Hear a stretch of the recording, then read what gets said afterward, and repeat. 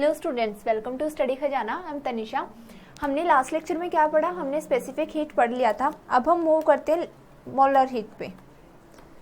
Molar specific heat. अब specific heat से molar specific heat कैसे डिफर करती है? ठीक है, स्पेसिफिक हीट में क्या होता था, हमारा किसी भी एक कोई भी हमारी गैस है, ठीक है, हमारा कोई भी एक सब्सटेंस है, उसका हमें टेम्परेचर राइज करना होता था। इसमें मोलर में हम क्या लेते हैं, हम मोल्स लेते हैं उस गैस के, उस सब्सटेंस के या किसी भी पार्टिकल के हम मोल्स लेते हैं। ठीक है, तो इसमें क्या है, heat, it is the heat required. Specific heat क्या होती थी? हीट रिक्वायर्ड होती थी किसी भी एक सब्सटेंस का टेम्परेचर राइज करने के लिए। ठीक है, इसमें मोलर लग गया है तो मोलर से क्या डिफरेंस आएगा? मोलर से डिफरेंस आएगा कि हमें टेम्परेचर राइज करना 1 ग्राम मोल का। ठीक है, तो इसे आप कैसे डिफाइन करेंगे? It is the heat, it is the amount of heat required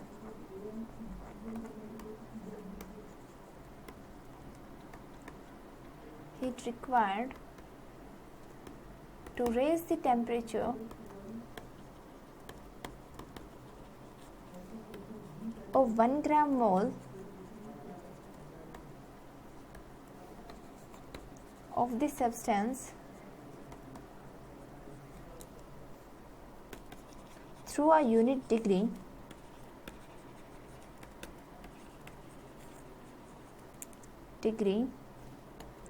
ठीक है, आपको किसी भी एक सब्सटेंस का, किसी भी सब्सटेंस के 1 मोल ग्राम का हमें 1 डिग्री तक टेम्परेचर इंक्रीज करना है।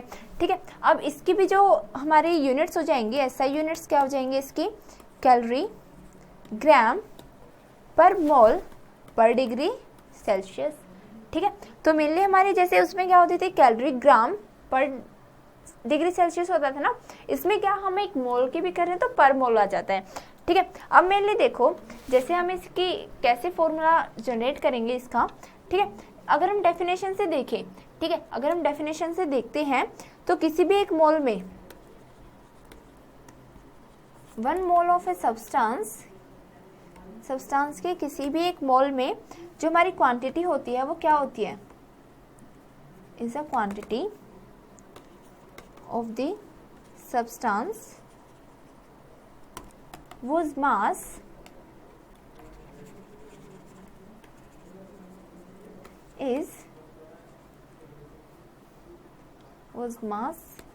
in gram is numerically equal. It means उसकी जो मैग्नीट्यूड है वो is equal किसके?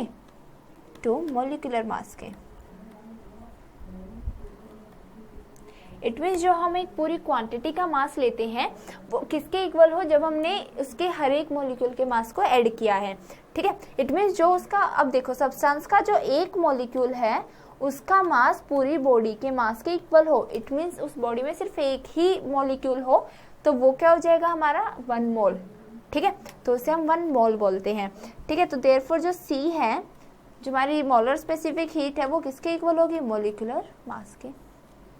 ठीक है, वो मोलिकुलर मास के इक्वल हुई। तो अगर जैसे हमें कैलकुलेट करने हैं number of moles, to calculate number of moles,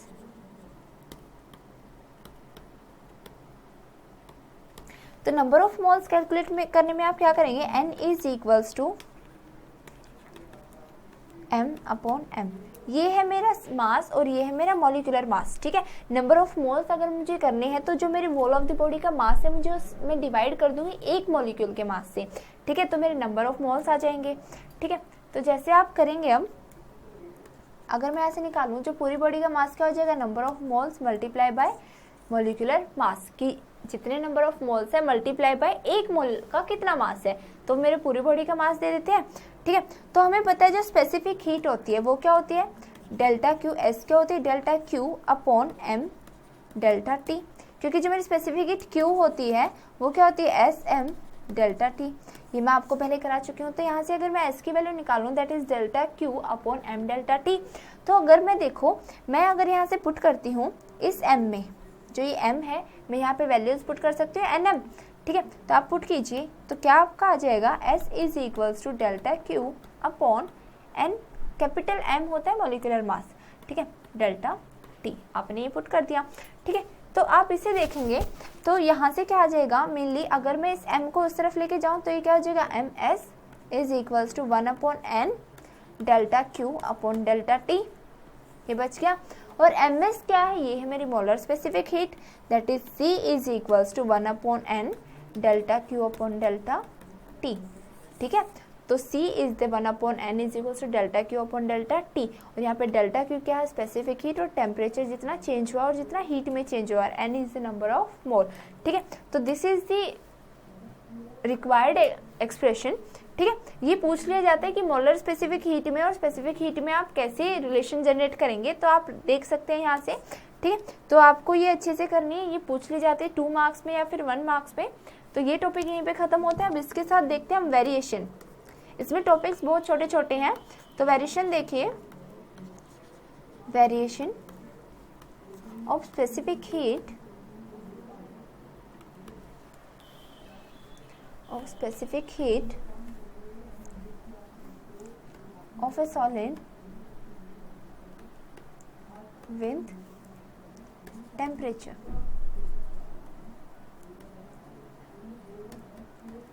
ठीक है। वेरिएशन कैसे हो रही है एक सॉलिड की, ठीक है। अब आपको पता है कि मेनली जो हमारा टेम्परेचर जब इंक्रीज करता है तो सॉलिड में क्या होता है कि वो थोड़ा वार्म होने लगता है, ठीक है। अब वो मेल्ट नहीं होता है क्योंकि वो बहुत हार्ड होता है, ठीक है। तो वेरिएशन देखनी है, अगर हम इसे एक ग्राफ की तरह प्लॉट करें, आपको ये थियोरी बड़े अच्छे से पता है कि कैसे जब मैं हीट देती हूँ किसी चीज़ को तो कैसे एक जगह से दूसरी जगह हीट का ट्रांसफ़र होता है, कहाँ पे वो ज़्यादा बर्न हो जाती है, ठीक है। और मेनली किस टाइम पे वो मेल्ट हो सकती है, किस टाइम पे वो फ्रीज हो सकती है, ये चीज़ें आपको पता है, ठीक है। तो वेरिएशन कैसे है, जैसे आप कोई भी एक सॉलिड को बहुत एक स्मॉल अमाउंट ऑफ हीट से करते हैं तो इसकी जो वॉल्यूम होती है, ठीक है, ये चीज़ें देखो, जैसे आप करते हैं when you heated any solid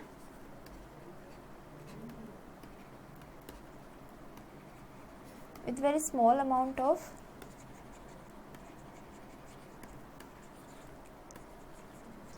heat, आप बहुत ही स्मॉल अमाउंट ऑफ हीट से अगर उसे करते हैं, स्मॉल अमाउंट ऑफ टेम्परेचर, अगर आप टेम्परेचर देंगे तभी तो वो हीट होती है, temperature, then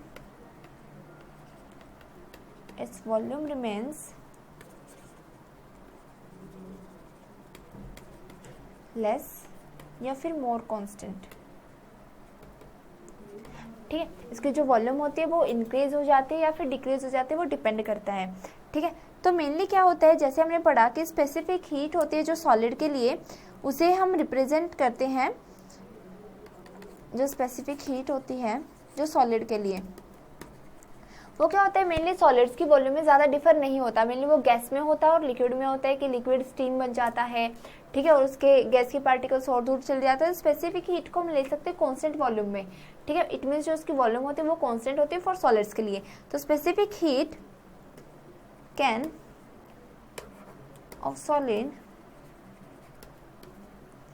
can be written as CV as volume is constant, volume क्या है मेरी, कांस्टेंट, तो मैं उसे स्पेसिफिक हीट को क्या लिख सकती हूँ, CV, ठीक है।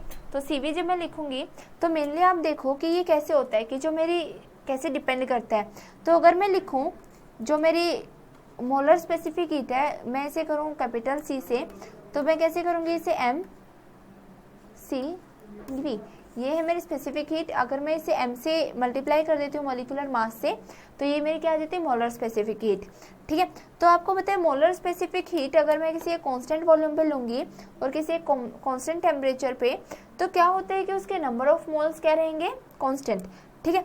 तो उसमें क्या होगा, जैसे आपको एक ग्राफ देखेंगे, ठीक है, जब आपने ग्राफ देखा तो इसका ग्राफ कुछ ऐसा आता है, इसमें डिफाइन कर लेते हैं, जब मैं आपको बता दूंगी, ये मतलब ग्राफ नहीं पूछा जाता है वैसे, इस ग्राफ में से जो चीज़ें पूछी जाती हैं वो आपको अलग से हाईलाइट कर दूंगी। जैसे ये आपका ग्राफ है, तो मेनली अगर मैं टेम्परेचर के साथ मोलर स्पेसिफिक हीट का ग्राफ लेती हूँ तो वो कैसा आता है, कुछ ऐसा, ऐसा, ठीक है, मतलब ये इतना कर्व नहीं होता, ऐसे आता है, ठीक है। ये जो वैल्यू जो ये कांस्टेंट जा रही है ना, ये जिस चीज़ पे ये कांस्टेंट हो रहा है, ये जो वैल्यू जिस पे ये क्या हो गया कांस्टेंट, ये जो वैल्यू होती है ये होती है इज इक्वल्स टू 3r, और r क्या होता है यूनिवर्सल गैस कांस्टेंट। तो CV is equals to 3r क्या हो जाती है कांस्टेंट, वो एक कांस्टेंट वैल्यू दे देती है जब वो 3r तक पहुंच जाते हैं CV की वैल्यू। उस फिर आपका कितना भी टेम्परेचर कर ले वो चेंज नहीं होती है, ना ही इंक्रीज होती है ना ही डिक्रीज होती है। तो जिस टेम्परेचर पे जैसे यहाँ पे हुई, तो जिस टेम्परेचर पे जब मेरी molar specific heat is equals to हो जाती है 3r के, that temperature called Debye temperature, what called Debye temperature, ठीक है। ये जो पूरा सेटअप किया था ये साइंटिस्ट डिबाई ने किया था, तो इसलिए इसे हम डिबाई टेम्परेचर बोलते हैं। तो इसमें से 1 मार्क्स में पूछ लिया जाता है डिफाइन डिबाई टेम्परेचर।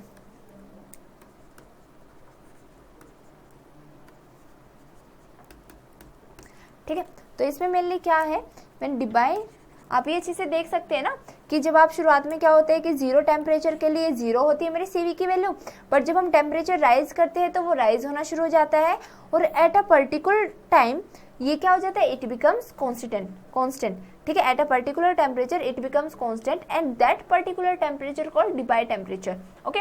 तो how can I write it, आप इसे अच्छे से लिख लीजिए कि Debye, the scientist Debye explained the variation of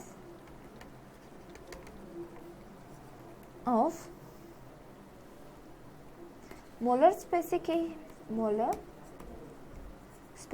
heat with temperature। उन्होंने मोलर स्पेसिफिक हीट की वेरिएशन डिफाइन करी टेम्परेचर के साथ, ठीक है। तो अब क्या हुआ mainly at that constant temperature, ठीक है, टेम्परेचर एट विच, अब ये डेफिनेशन आपको लिखनी है, दैट कैसे आप डिफाइन करेंगे डिबाई टेम्परेचर को, आप लिखेंगे temperature at which all metals have constant value of CV is called Debye temperature,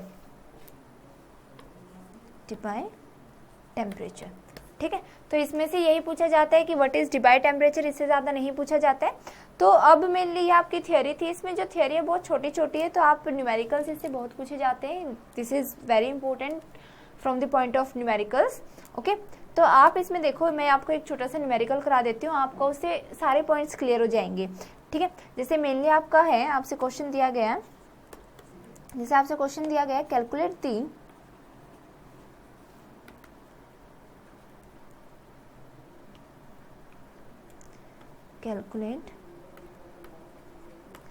the temperature, calculate the amount of heat required, convert 1 kg ice at -10 degree Celsius into steam at 100 degree Celsius at normal pressure,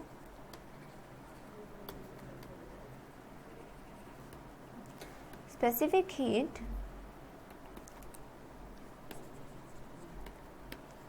of ice is equals to 2100 joule per kg per Kelvin, latent heat is given, latent heat का मैं अभी आपको आगे explain करूँगी, वैसे numerical में given है। Latent heat of fusion आपको ज़्यादा नहीं करना है इसमें, तो आपका बेसिक कंसेप्ट लगेगा। तो latent heat of fusion of ice is 3.36 multiply by 10⁵ joule per kg। The specific heat capacity कितनी गिवन है, capacity of water is 4200 joule, water के लिए कितनी गिवन है is equals to 4200 joule per KG per kelvin, और जो latent heat of vaporisation है, of vaporisation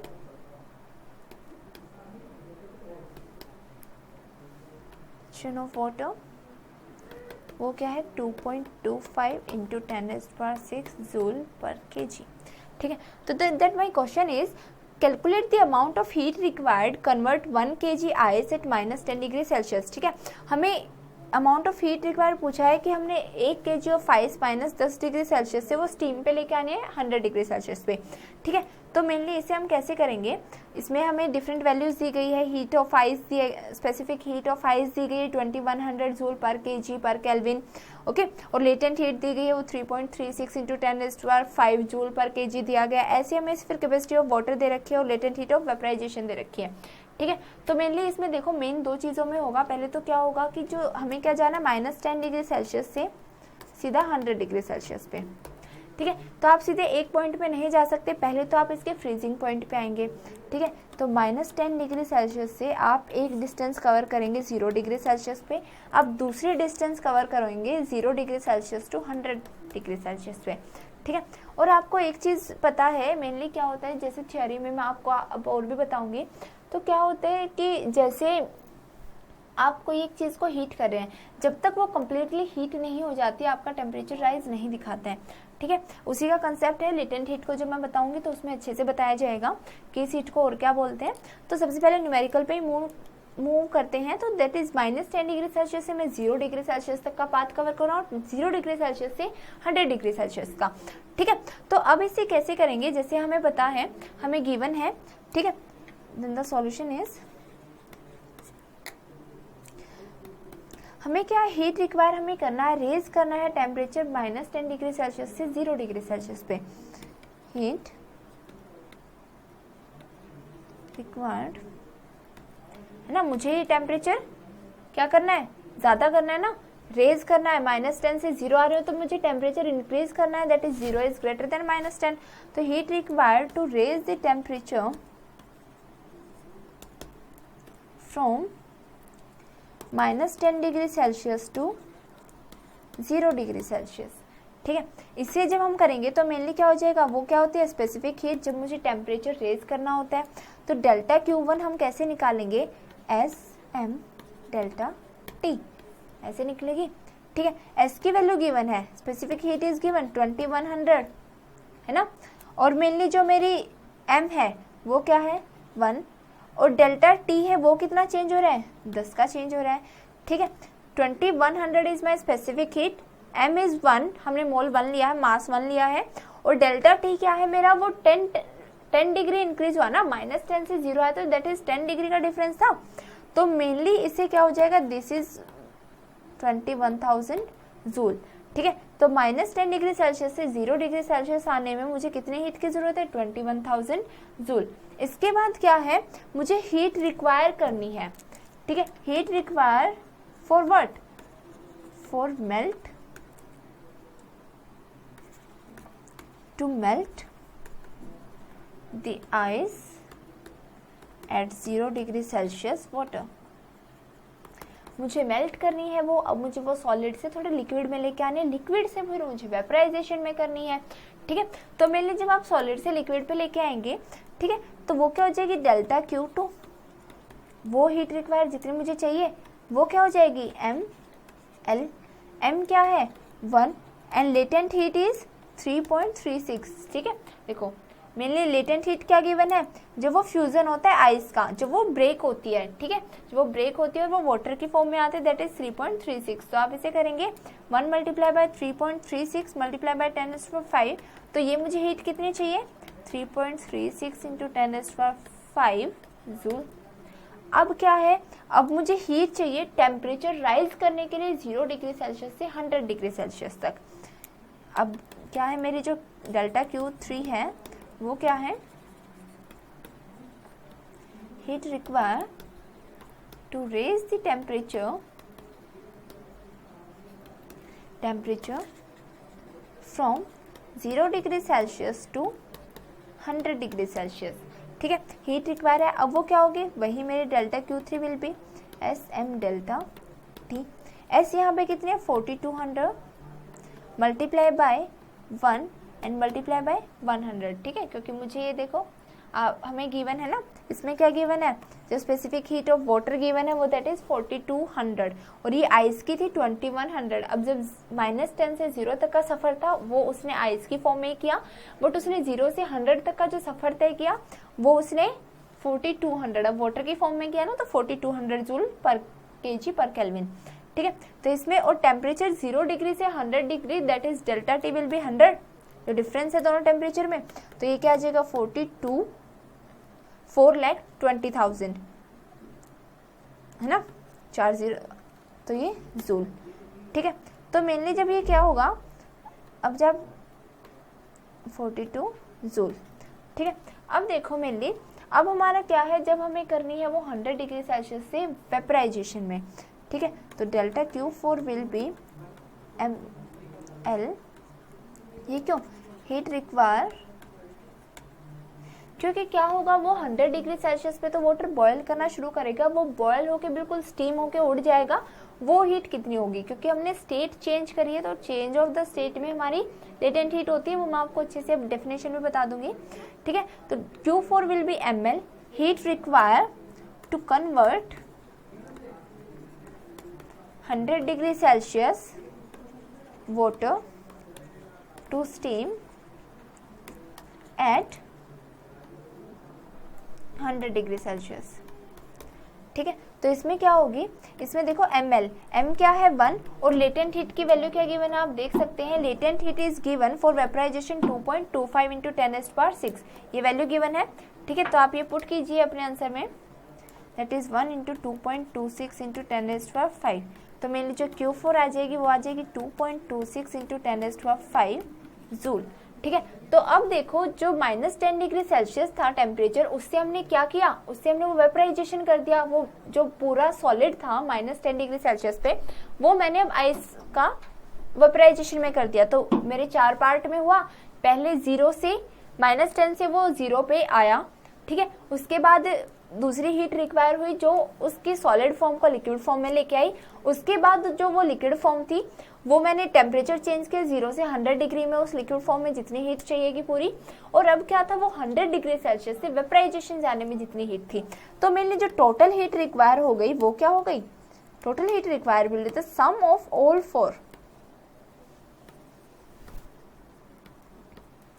required, क्या हो जाएगी Q1 plus Q2 plus Q3 plus Q4, ठीक है। तो सारी वैल्यूज की जब हम एडअप करेंगे, the first one was 21,000 joule plus 3.36 into 10⁵ joule plus 2.26 into 10⁵ joule. अगर आप इनके पॉइंट हटा के लगाएंगे तो ये आ जाएगा 3630, और ये इसके भी 226 इंटू 226 और 30 इस पे भी, और प्लस 42,000 इस पे इतना, ठीक है। When you all add this, जब आप इसे ऐड करेंगे देन यू विल गेट 32, ठीक है। आप इसे लिख के भी ऐड कर सकते हैं, 21,000, ये क्या आई 336,000, 225,000 and the fourth one will be, fourth one क्या आई थी 42,000। When you all add this then you will get 1 2 3, ये क्या आ जाएगी 6 और 5 11 और ये 7, 6 और 5 11 that is 2। When you all add this 2027, तो आपका जो पूरी हीट रिक्वायर है this will be this, okay. तो इतनी हीट रिक्वायर चाहिए हमें -10 डिग्री सेल्सियस से हमारा वेपराइजेशन करने में, ठीक है। तो ये मोलर स्पेसिफिक हीट का कंसेप्ट था। आप न्यूमेरिकल्स बड़े ध्यान से कीजिए क्योंकि इस पोर्शन में से न्यूमेरिकल ज़्यादा पूछे जाते हैं। तो इस वीडियो में इतना ही। Thank you so much. Jai Hind.